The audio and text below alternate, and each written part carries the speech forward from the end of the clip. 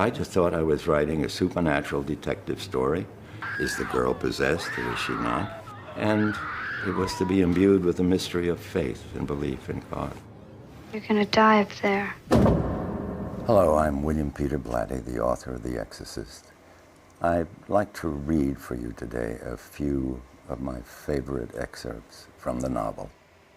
In this passage, Father Damien Karras, the Jesuit psychiatrist, has finally relented and agreed to examine Chris McNeil's daughter, whom she claimed is possessed. This is Karras's first meeting with Regan and/or the demon. Regan's eyes gleamed fiercely, unblinking, as a yellowish saliva dribbled down from a corner of her mouth to her chin, to her lips stretched taut into a feral grin of bow-mouthed mockery. Well, well, well, she gloated sardonically, and hairs prickled up on the back of Karras's neck at a voice that was deep and thick with menace and power. So it's you. They sent you, she continued as if pleased. Well, we've nothing to fear from you, Karras.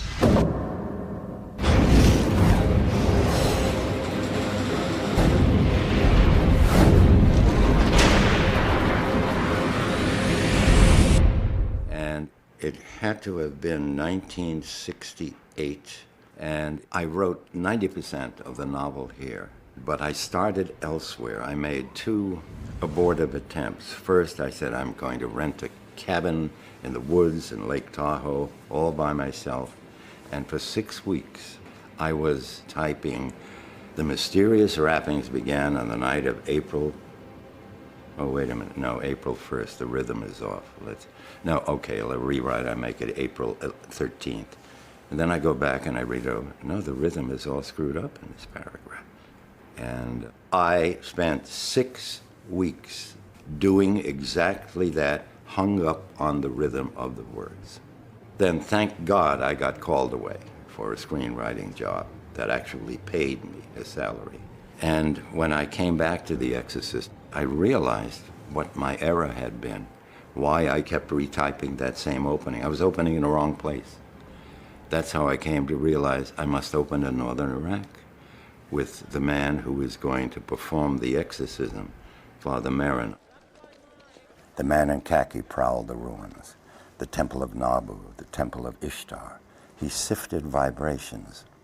At the palace of Ashurbanipal, he stopped and looked up at a limestone statue hulking in situ, ragged wings and taloned feet, a bulbous, jutting, stubbing penis, and a mouth stretched taut in feral grin. The demon Pazuzu. Abruptly, the man in khaki sagged. He bowed his head. He knew it was coming. All I knew was that there was going to be a young girl who was allegedly possessed, and that's all I knew. However, I knew all the history of demonic possession. I knew all the symptomology. I had read every case that's available in writing in the Library of Congress. I thought you were supposed to be an expert. There are no experts. You probably know as much about possession as most priests. These are notes I typed before starting to write the novel, part of my research. They are the physical symptoms of possession. That's what I had to work with instead of a plot. Hey, where'd this come from? I knew I was going to use a Ouija board somewhere in the story, and I knew nothing about them. So I purchased a Ouija board, and I put my fingers down on the planchette. Now, I hesitate to say it began moving. That was my sense of it because I know I was moving it. You really don't want me to play, huh? No, I do. Captain Howdy said no. But I was down there with this Ouija board until past dawn the next morning. I didn't write a word.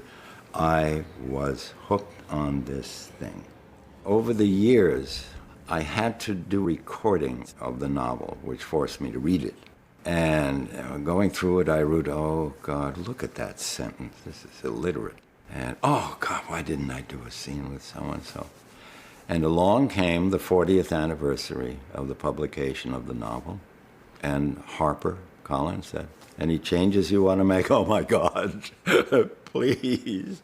So I finally got to write, not in haste, but at my leisure, a polished second draft, polished up all the prose, new dialogue, a brand new, quite spooky scene, where Damien Karras is sleeping fitfully on his back, and he's awakened by the sound of another Jesuit. And Karras comes to believe that this priest has come to him for counseling.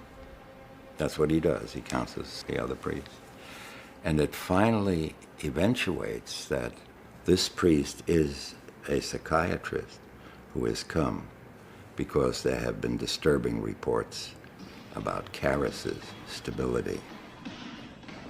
All that matters is your health and your emotional stability, both of which are clearly already in danger. And this thing with the McNeils, only stress it all the more. So the provincial is ordering you to break it off. Break it off for your own sake, Karras, as well as for the good of the order. The priest's bushy eyebrows had gathered inward, almost touching, and he'd lowered his head so that his stare and his visage seemed threatening.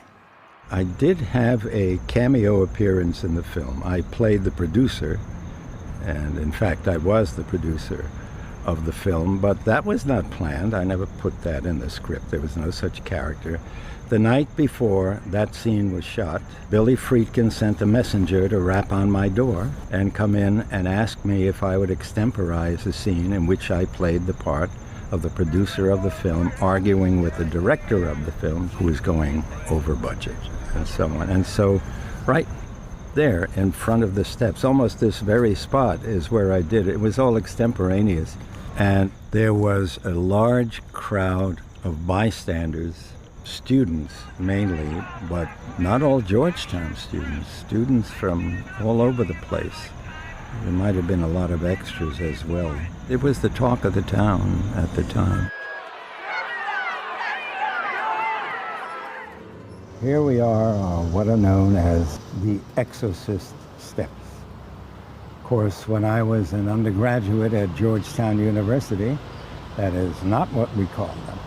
They were known as the Hitchcock steps, named after the director Alfred Hitchcock and his suspense films, in particular one called The 39 Steps. And I still think of them as the Hitchcock steps. And so I was thoroughly familiar with this location, which is why I finally arrived on them as the means of killing Burke Dennings and then having Damien Karras leap out the window to his death to save Reagan the girl. And I remember the night, it was 2, 3 in the morning, I looked up from my green IBM typewriter and said, my God, Burke Dennings is going to get killed. Burke's dead. He must have been drunk. He fell down from the top of the steps right outside. This was the only time in my writer's life that I recollect being taken over and led somewhere by my characters. I met another writer and said, your characters lead you down, mine lead me down dark alleyways, and then they mug me, and I said, no, if I'm not thinking about them actively, my characters stand there with their jaws agape, looking stupid, till I tell them what to say and do. But this was the exception. And only recently did I realize the inspiration for my deciding that 2 characters would go tumbling to his death down these steps. And it's an actual incident when I was an undergraduate. It was the night before the physics final exam. The hands slowly releasing, and then a squeeze. Looking back upright, Dyer slowly traced the sign of the cross over Karras as he emotionally recited the words of absolution. Ego te absolvo. An enormous tear rolled down from a corner of Karras's eye, and now Dyer felt his wrist being squeezed even harder, continuously as he finished the absolution. That there's nothing wrong with my daughter except in her mind. You tell me you know for a fact that an exorcism wouldn't do any good. You tell me that!